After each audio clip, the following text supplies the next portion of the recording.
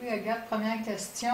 Claire qui dit, si je comprends bien, on peut ne pas visiter certains membres de notre famille, mais on doit rester le cœur ouvert à ses membres, car on a le même sang dans les veines. C'est pas uniquement parce qu'on a le même sang dans les veines, parce que quelquefois, ça peut être une personne qui n'a pas le même sang. Ça peut être un beau-frère, une belle-sœur, le mari d'une sœur ou la femme d'un frère. Alors, ça peut être quelqu'un qui est là par alliance.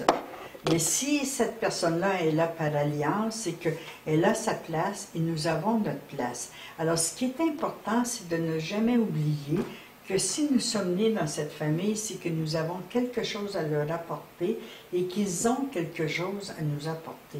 Accepter de recevoir d'eux, accepter de s'ouvrir à cette conscience que nous faisons équipe et que nous sommes dans la même équipe et que nous devons aller dans le même sens.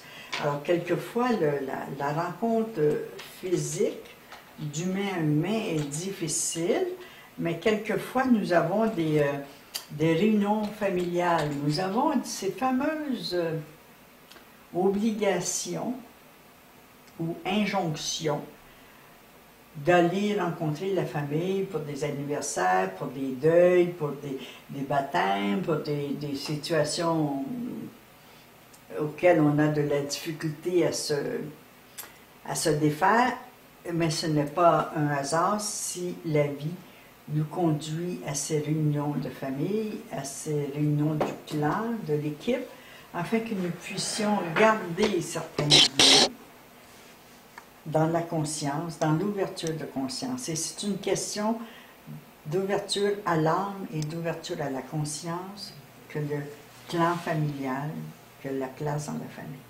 Alors c'est important que nous essayions de faire le travail d'ouverture de conscience à notre place dans la famille.